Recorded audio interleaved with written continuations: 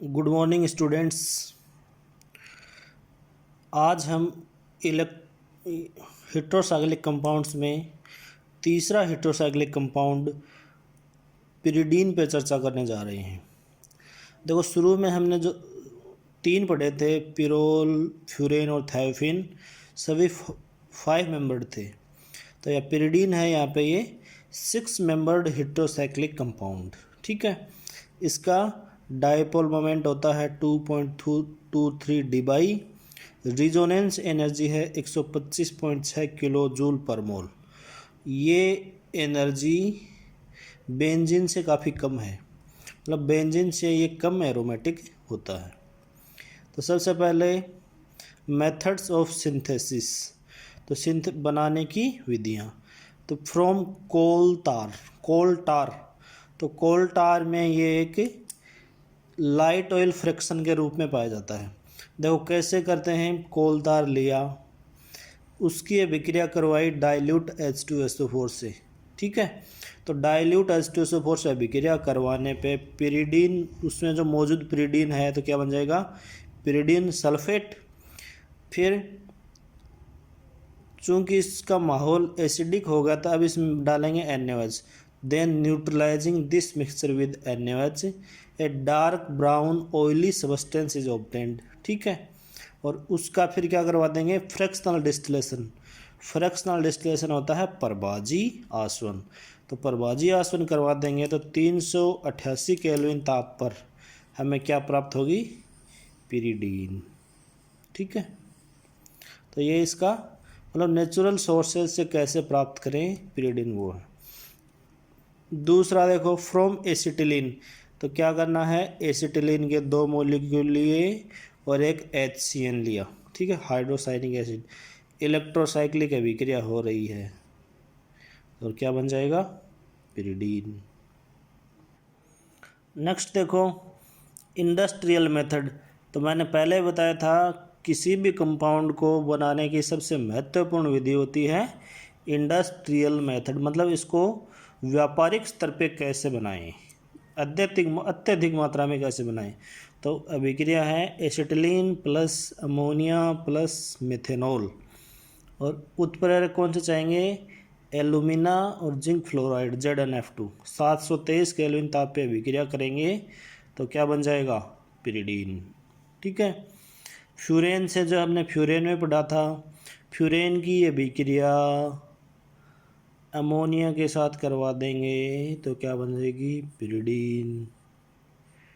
ठीक है, एक्रोलीन होता है अनसेचुरेटेड एल्डिहाइड। तो एक्रोलीन के 2 मॉलिक्यूल लिए, उसकी अभिक्रिया करवाई अमोनिया के साथ, तो ये बन गया पिकोलीन। ठीक है, अब पिकोलीन का ऑक्सीडेशन करवाते हैं। तो देखो, बेंजीन रिंग पे या फिर और कोई 6 मेंबर्ड रिंग है, एरोमेटिक रिंग है, उस पर अगर कोई भी सब्स्टिट्यूएंट जुड़ा हुआ हो जिसमें कार्बन प्रेजेंट है, उसका ऑक्सीडेशन करवाएंगे तो वो COOH में कन्वर्ट हो जाता है। तो पिकोलिन का ऑक्सीडेशन करवाया, पिकोलिन कन्वर्ट हो गई निकोटिनिक एसिड में, और निकोटिनिक एसिड को गर्म करेंगे तो क्या बन जाएगी, पिरिडीन। CO2 बाहर निकल जाएगी और पिरिडीन बन जाएगी। ठीक है, नेक्स्ट सिंथेसिस देखो, हेंस सिंथेसिस में क्या करते हैं, 2 मॉलिक्यूल लेते हैं, किसके, उसके बीटा कीटो एस्टर के। देखो, इसको मैंने इनोल फॉर्म में लिखा है, तो एक मॉलिक्यूल तो रहा ये, एक मॉलिक्यूल रहा ये, अमोनिया और एसिटाल्डिहाइड। इसके अभिक्रिया करवाएंगे तो इधर से जल, इधर से जल और इधर से जल, तो 3 जगह से जल निकल जाएगा, HOH। तो क्या बनेगा, ये कंपाउंड बनेगा। देखो, ये सभी आपस में जुड़े ही हैं। अब इस कंपाउंड का देखो, पिरिडीन डेरिवेटिव्स, पिरिडीन तो नहीं है, इसका HNO2 से ऑक्सीडेशन करवा देंगे तो जो एक हाइड्रोजन और बचा हुआ है वो निकल जाएगा, तो इसमें एरोमेटिसिटी डेवलप हो जाएगी। ठीक है, ये आप देखो, ये अब CO2 ग्रुप इससे जुड़ा हुआ, तो इसका हाइड्रोलाइसिस करवा दो तो ये COOH में कन्वर्ट हो जाएगा, और जब गर्म करेंगे तो COOH बाहर निकल जाएगी, तो हमें क्या मिलेगी? पिरिडीन। ये बन गई पिरिडीन। अब देखो कि पिरिडीन की रासायनिक property, chemical property of pyridine. तो सबसे पहले हम देखते हैं ये एसिडिक नेचर का होता है, बेसिक नेचर का। तो पिरिडीन बेसिक नेचर का होता है। ये कैसे पता लगा? जब इसकी अभिक्रिया HCl के साथ करवाई तो पिरिडीन हाइड्रोक्लोराइड ये आयन बना, मेथिल आयोडाइड के साथ करवाई तो ये साल्ट बना, दोनों में साल्ट बन रहे हैं। तो इसका मतलब एसिड से अभिक्रिया करवा रहे हैं तो हमें साल्ट प्राप्त हो रहे हैं, इसका मतलब इसके प्रकृति क्या है? बेसिक। और ये बिहेव करता है टर्सरी बेसिस, टर्सरी एमीन की तरह, तृतीयक एमीन की तरह। ठीक है। अब देखो इसकी प्रॉपर्टी को मैंने क्वेश्चन के रूप में लिया है। Explain pyridine is more basic than pyrrole and less basic than alkyl amine. ठीक है, मतलब पिरोल से तो ज़्यादा क्षारीय है और एल्किल एमीन से कम क्षारीय है, ऐसा क्यों? ठीक है। अब देखो पिरोल, सबसे पहले अपन देखते हैं पिरोल से ज़्यादा क्षारीय क्यों है। तो पिरोल में हमने देखा था जिसकी स्ट्रक्चर है ये,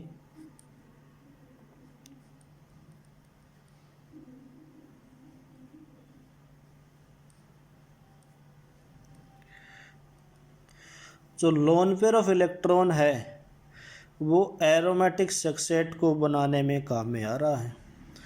ठीक है। और जबकि पिरिडीन जो होती है उसकी स्ट्रक्चर होती है ये,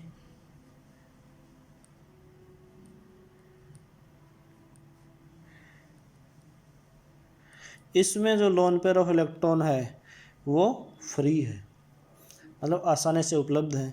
तो इसमें तो जो देखो बेसिक प्रॉपर्टी शो करने के लिए इलेक्ट्रॉन का डोनेशन होना चाहिए या फिर H+ को पकड़ना चाहिए। तो यहाँ पे इलेक्ट्रॉन है वो तो एरोमेटिक सक्सेट बनाने के काम में आ रहा है, जबकि इसमें है वो फ्री है।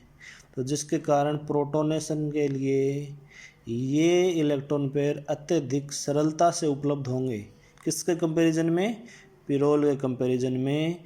तो ये इसकी बेसिसिटी क्या हो गई? पिरोल से ज़्यादा। देखो lone pair of electron present on nitrogen atom is involve in aromatic sextet in pyrrole, while in pyridine it is not involved in aromatic success and available for protonation। ठीक है, तो इतना आधा काम दबना हो गया।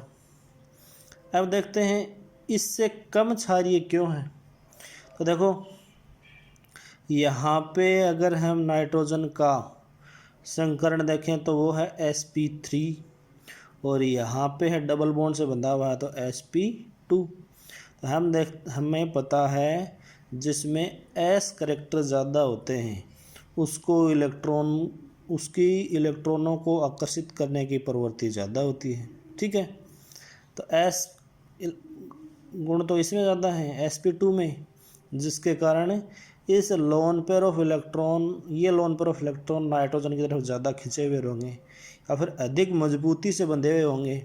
यहाँ पे इसका sp3 है तो जो लोन पेयर ऑफ इलेक्ट्रॉन है वो इसकी बनिस्बत कम मजबूती से बंधे होंगे, जिसके कारण अवेलेबिलिटी कौन से लोन पेयर की ज़्यादा हुई? इसकी। तो जिसके कारण ये लोन पेयर ऑफ इलेक्ट्रॉन आसानी से उपलब्ध है, तो इसकी बेसिसिटी पिरिडीन की बेसिसिटी से ज़्यादा है। देखो इन alkyl amine N is sp3 hybridized while in pyridine N is sp2 hybridized. We know sp2 hybridized atom is more electronegative than sp3. Hence, in pyridine, lone pair is more tightly bonded to N in comparison with alkylamine and hence less available for protonation। तो जिसके कारण एल्किलेमिन से इसकी basicity क्या होती है? कम होती है। ठीक है, नेक्स्ट क्लास में देखेंगे अपन ये कौन सी अभिक्रियाएं देता है, इसकी लाक्षणिक अभिक्रियाएं क्या है।